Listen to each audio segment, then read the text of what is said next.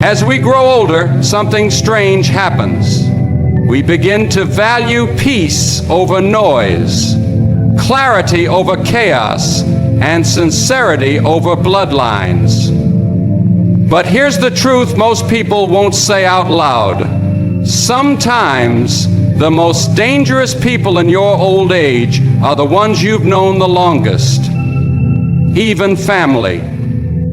Now let me start with the first kind of person you absolutely must avoid in your later years, the guilt tripper. And I want you to hear this with your heart wide open, because for many people this one comes wrapped in love. It sounds like care. It even wears the face of family. But guilt, when used as a tool of manipulation, is poison, pure and simple. You see, guilt trippers don't scream at you. They don't need to. They whisper. They sigh. They use silence like a weapon. You tell them no, and suddenly you're painted as ungrateful, selfish, or worse, uncaring. All because you finally decided to draw a line. All because you said, I can't do that anymore. Or I need some time for myself. And if you're not careful, you'll spend your golden years apologizing for simply existing. These are the people who will make you feel like you owe them something for aging, like you've become a burden just by being alive. It's subtle, but deadly. It might come in the form of comments like, well, I guess I'll just figure it out myself since you're too busy. Or, I took care of you once. Now look at how you treat me. Let me tell you something, and I want you to hold on to this. Your life is not a debt to be paid to anyone, not even your own children, not even your siblings, not even your oldest friends. You don't owe anyone your peace. You don't owe them your health, and you certainly don't owe them the energy you barely have left just so they can feel powerful or in control or morally superior. That's not love. That's manipulation dressed in emotional currency. The older you get, the more you realize time is your most sacred currency. And guilt trippers are professional time thieves. They will pull you into conversations that leave you drained, into obligations that leave you exhausted, and into relationships that leave you questioning your own worth. You might hear things like, if you really love me, you'd do this. But listen, love is not proven through exhaustion. Love is not measured by how much of yourself you abandon. You don't prove love by shrinking. You prove love by living in truth. And here's what's even more dangerous. Guilt trippers often train you to question your own reality. You start wondering, am I the one being selfish? Am I really not doing enough? That's how they win. It's how they keep you tied to their emotional leash.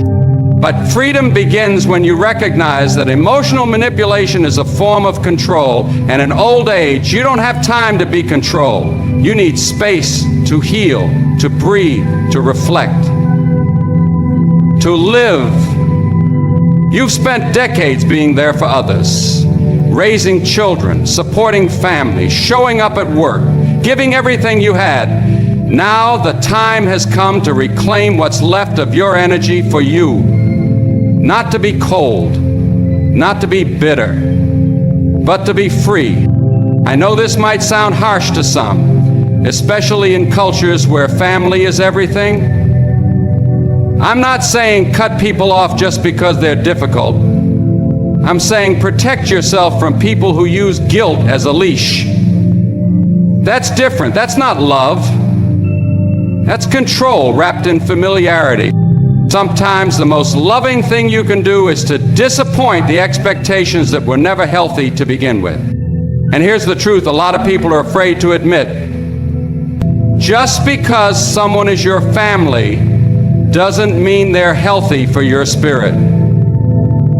Let me say that again. Just because someone is your family doesn't mean they're healthy for your spirit.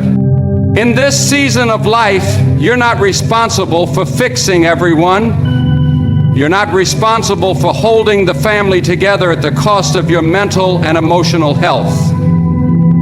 You're not here to play referee, therapist, or emotional punching bag. You're here to live, finally, truly, and fully. You don't need to explain your boundaries to people who are never going to respect them anyway. You don't need to justify your peace. You just need to claim it. You've earned it. Through the storms, through the heartbreaks, through the years you stayed silent when you should have spoken, through the nights you gave when you had nothing left, you have earned this peace with your life. Don't trade it for guilt. If someone truly loves you, they will want your peace more than they want your compliance. Real love doesn't demand, it respects, it honors, it creates space. It doesn't guilt you into silence or submission. So as you move forward in life, be mindful of the guilt trippers. They might come with warm smiles and soft words, but if your soul feels heavier after they leave, pay attention to that. Your spirit knows what it's being pulled into. And if you ever need a reminder that it's okay to say no, here it is. Saying no to them is saying yes to you. That's a trade worth making, every single time. Now let's talk about another type of person you need to start backing away from. The constant complainers, the never satisfied critics, the ones I like to call energy vampires. You know who I'm talking about. These are the people who could win the lottery and still find something to complain about. The sun could be shining and they'll still tell you it's too bright. You could be having a peaceful day and they'll show up with a cloud over their head and try to drag you under it with them. In your later years, energy becomes sacred, and you don't have the same reserves you once had. You've got to be selective about where you spend it and who you spend it on. But energy vampires, they don't care about that. They will talk your ear off for hours about everything that's wrong in their life, never once asking how you're doing, never once checking in on your heart. And what's worse, they don't even want solutions. They just want company in their misery. They drain your spirit, not with loud arguments, but with the quiet, steady drip of negativity. It's constant, it's subtle, and it's exhausting. One phone call, one visit, one conversation, and suddenly your entire day feels heavier. You feel irritated, anxious, unsettled, and you don't even know why. That's how it works. They offload their emotional weight onto you and then walk away feeling better while you're left carrying bags you didn't pack. And I want to say this plainly. You were not put on this earth to be someone's emotional landfill. You were not created to absorb everyone's darkness at the expense of your own light. That is not your job, especially not now. I know some of these people might be close to you, maybe even people you've known for decades. Maybe it's a sibling, a lifelong friend, a neighbor, or even one of your own children, and that makes it harder. But listen closely. Just because someone is in your life story doesn't mean they get to write your ending. If they can't bring peace into your space, if all they do is drain, complain, and criticize, then it is absolutely okay, necessary even, to create space, not out of anger, but out of self-respect, out of a deep understanding that your emotional well-being matters, and you no longer have the time or desire to pour yourself out for people who only take. You ever notice how being around certain people makes you feel smaller?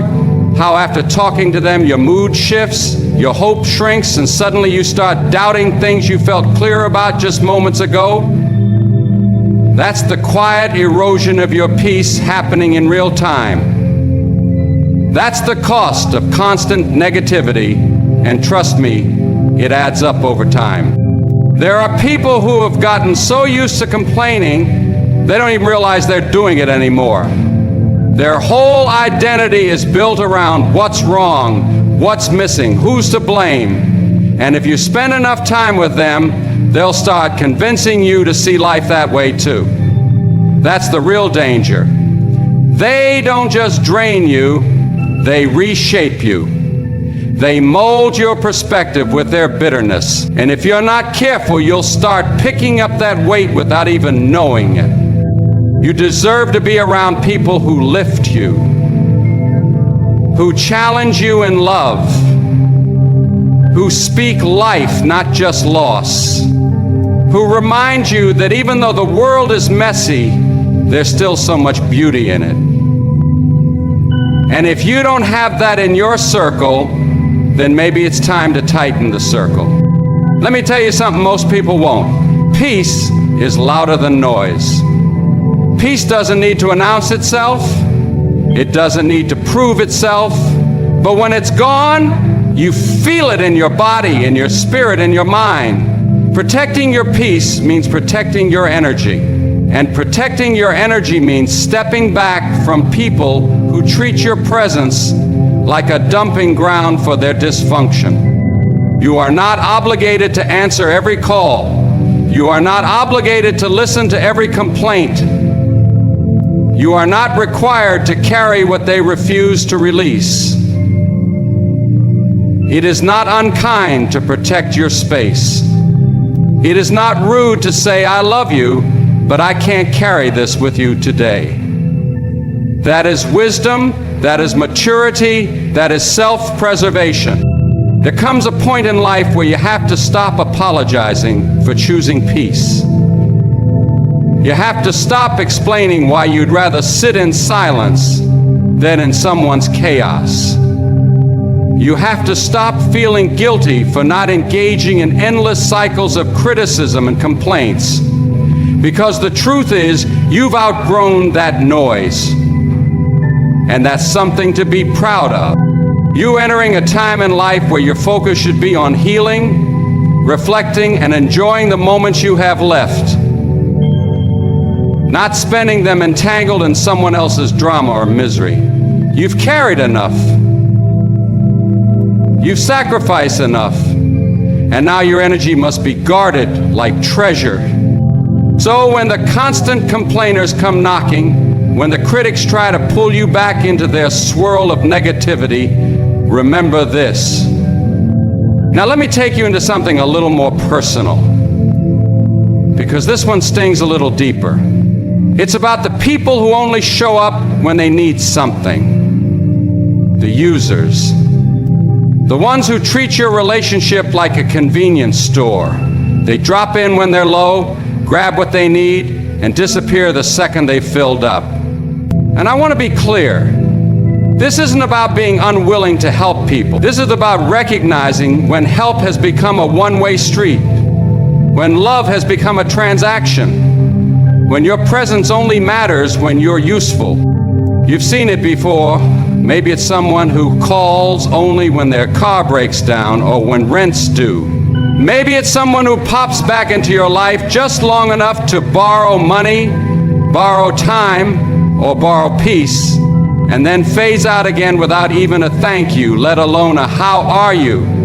And you try to give them the benefit of the doubt because that's who you are. You've got a heart that wants to see the best in people. You remember who they used to be. You hope one day they'll finally show up just to be with you, not because they need something from you. But here's what life will teach you if you're paying attention. Some people never show up unless there's something in it for them. And that kind of relationship, no matter how long it's lasted or how deep the history runs, is not love,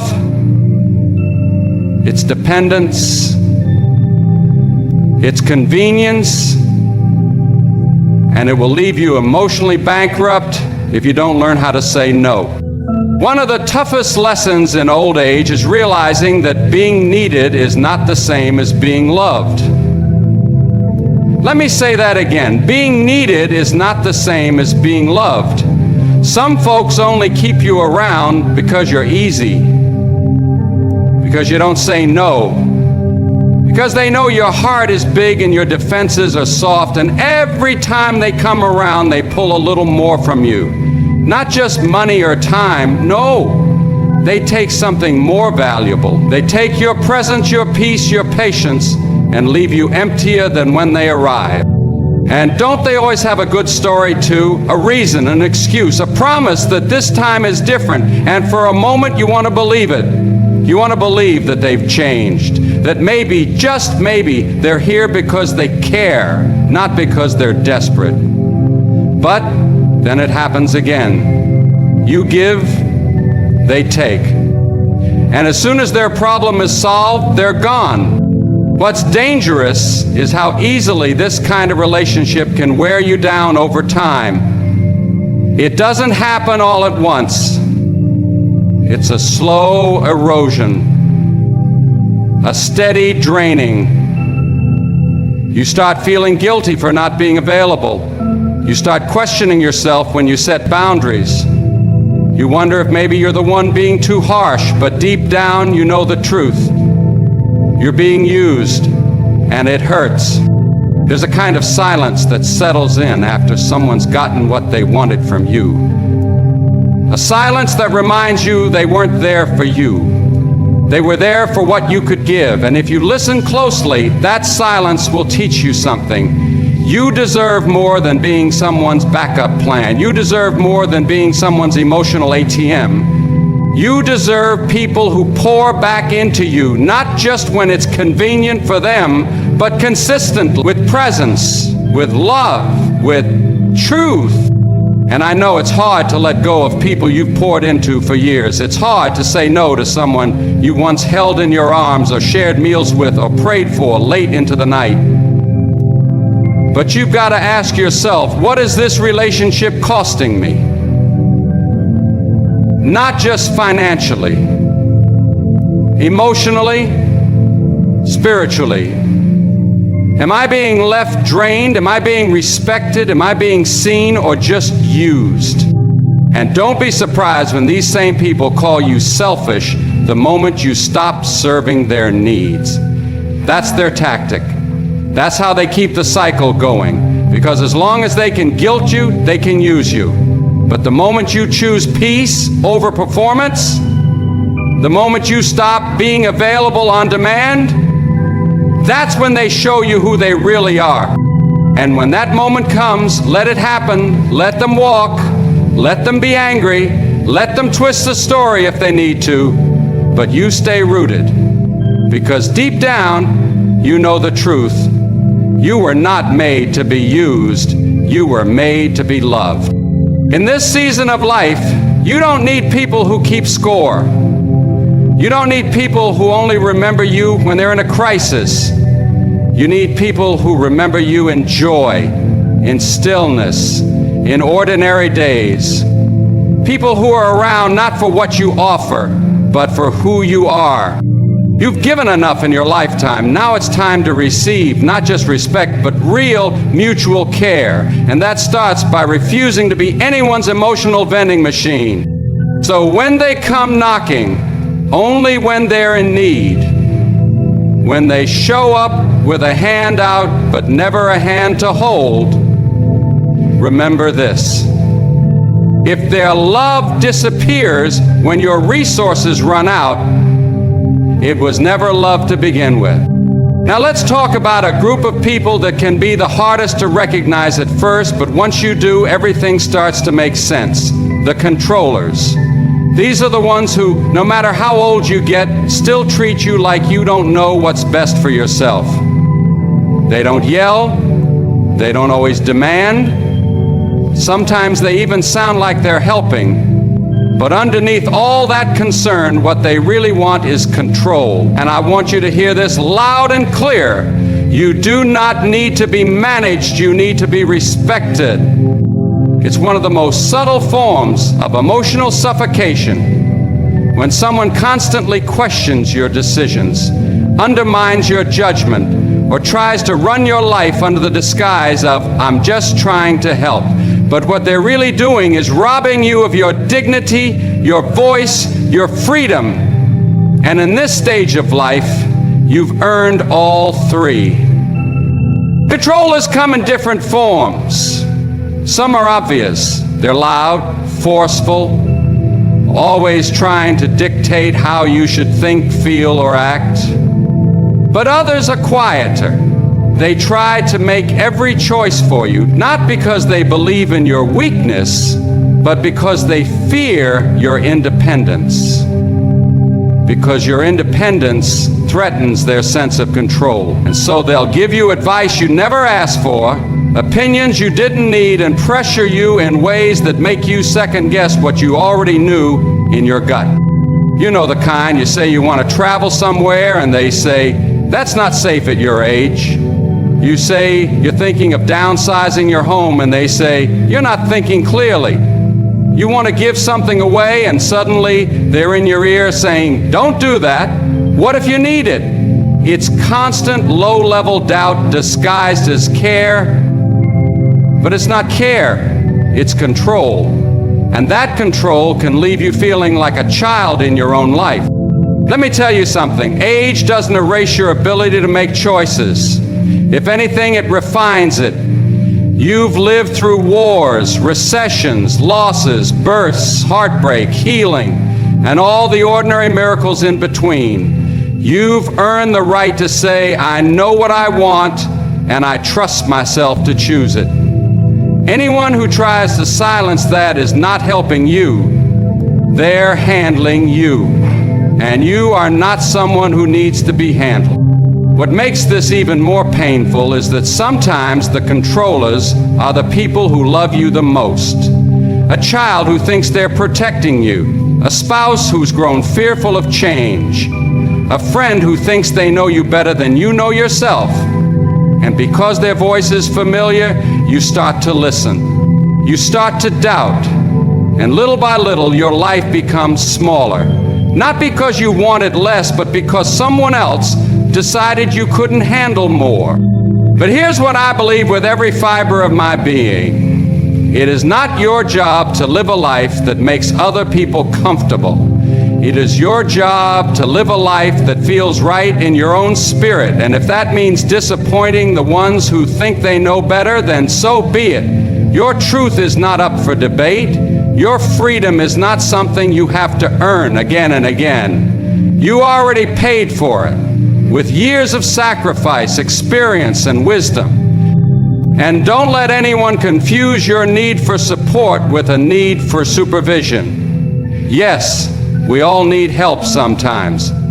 That's human. But needing help doesn't mean you hand over the keys to your entire life. It means you invite someone in as a partner, not a warden. Controllers will often act offended when you push back. They'll say things like, I'm just trying to look out for you. But there's a difference between looking out for someone and looking to control them. One is love, the other is fear. And you've lived too much life to let someone else's fear dictate your steps. You deserve to be surrounded by people who trust your voice, who celebrate your choices, who believe in your capacity to lead your own life. Because let's be honest, if they haven't trusted you by now, what more do you need to prove? You don't need anyone to co-sign your life anymore. You just need people who will walk alongside you, not over you. And I know for some of you, this means having hard conversations. It means saying, I love you, but I'm going to make this decision on my own. It means letting go of the need to be understood and choosing instead to be respected. That takes courage, but it's the kind of courage that sets you free. So if someone in your life is trying to put you in a box, if they're trying to parent you when you need a partner, if they're making you feel like your choices are foolish or your dreams are out of reach, stand tall, because this life is still yours to live. There's one more kind of person you must be mindful of in this season of life. The ones who refuse to grow. The ones who are stuck in the past, who live in cycles of bitterness, blame, and immaturity, no matter how old they get. You know the type. They wear their age on their face, but not in their spirit. They've learned how to survive, but not how to evolve. And when you're around them, it's like being pulled backward. Their world is small, their thinking is fixed, and their hearts are closed. And if you're not careful, they'll trap you in that same place. These are the folks who gossip about everything but never reflect on anything. The ones who love to talk about what everybody else is doing wrong but never stop to ask what they themselves need to change. The ones who act like they've got all the answers, but deep down they're just scared of transformation. And let me tell you something, growth doesn't stop just because your hair turns gray. In fact, spiritual growth becomes even more important the older you get. Because in this chapter of life, you're not just looking back, you're preparing for something deeper, for peace, for clarity, for legacy. But you can't walk into that kind of freedom if you're still surrounded by people who refuse to evolve. People who still fight over petty things. People who are still angry over events from 20 years ago. People who are still holding on to offenses like they're medals of honor, when really, they're just anchors. If you let them, they'll keep pulling you into conversations that no longer serve your spirit, arguments that have no purpose, mindsets that lead nowhere. And the truth is, it's not your job to carry them forward if they've chosen to stand still. I know that might sound harsh, but listen. Your soul wasn't meant to be trapped in someone else's emotional immaturity. Just because you share history with someone doesn't mean you owe them your future. There are people who will look at you and say, "You've changed." And you know what? That's the best compliment you could receive. Because if you're not changing, you're not growing. And if you're not growing, you're slowly dying, emotionally, mentally, and spiritually. But people who are stuck don't want to see you evolve. Your growth threatens their comfort. Your peace exposes their unrest. Your healing reminds them of the work they've avoided for years. Sometimes the hardest people to walk away from are the ones you've known the longest, not because they're healthy for you, but because they've become familiar. They've become routine. But familiarity is not a reason to stay stuck. You can love someone from a distance. You can honor the history without carrying the weight of it. I've seen it time and time again. Elders who were wise in age but stagnant in spirit, full of stories but empty of insight. They can tell you what happened but not what it meant. They can list their regrets but not what they learned. That's not wisdom. That's just memory. And memory without meaning keeps you in a loop. And I know you didn't come this far just to spin in circles. You came this far to find peace, to find rest, to pass on more than just tales. You came to pass on truth. But you cannot do that while dragging the weight of people who refuse to reflect, refuse to heal, refuse to let go. Their chaos becomes your burden. Their pain becomes your prison. And slowly you'll find yourself watering dead plants, waiting for change that was never going to come. Let me say something difficult but necessary. Some people are not interested in becoming better. They are only interested in being right. And you will waste the best of your final years trying to convince them of something their heart is not ready to receive. That's not your assignment. Your job is not to carry grown adults through emotional growth they're not willing to do. Your job is to walk in peace, to keep growing, and to surround yourself with people who are doing the same. Find people who are curious, not just opinionated, people who are open, not just loud, people who are seeking healing, not rehearsing pain. And when you do, you'll notice something shift. You'll start to feel light again, clear, alive, because growth creates space. But being around people who refuse to grow, that suffocates your spirit. You deserve relationships that feel like fresh air, not heavy fog. People who challenge you in love, not chain you in fear. And if that means shrinking your circle, so be it. Because a small circle full of truth and growth is better than a big one full of noise and numbness.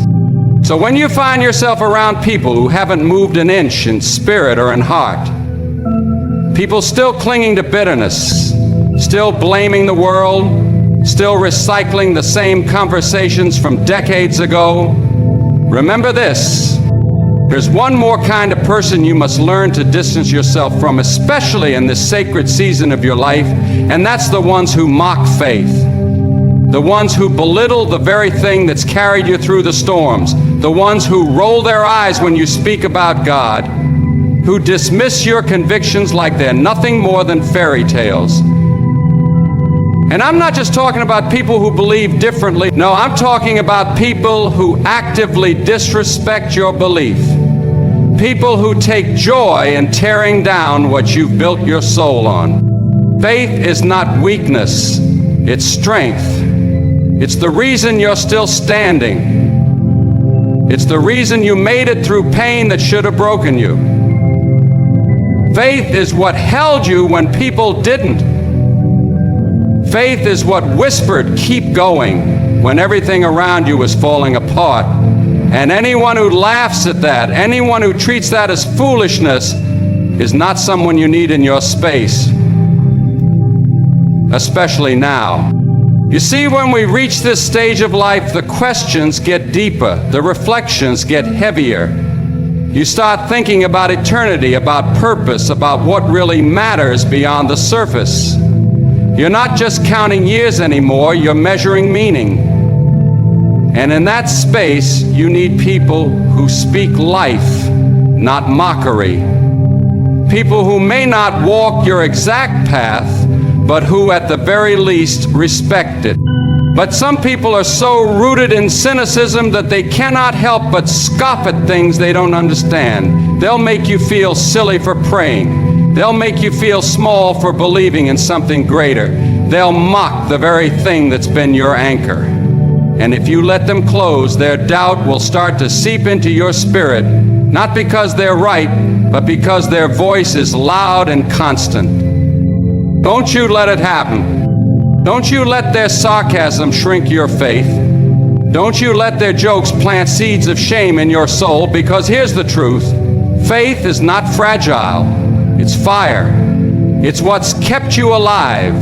It's what's held your family together. It's what's healed your heart time and time again. Faith doesn't make you naive. It makes you grounded. It makes you wise. And anyone who can't see that isn't looking with the right eyes. Some of these people might even be close to you, a friend you've known for decades, a family member who grew cold over the years, maybe even one of your own children who now thinks they're too smart to believe in what they call old stories. And you love them. You always will. But just because you love someone doesn't mean you have to let them disrespect what matters most to you. This isn't about arguing. This isn't about trying to convert anyone. This is about protecting the soil of your soul. Because whatever peace you have in your spirit right now, you fought for that. You bled for that.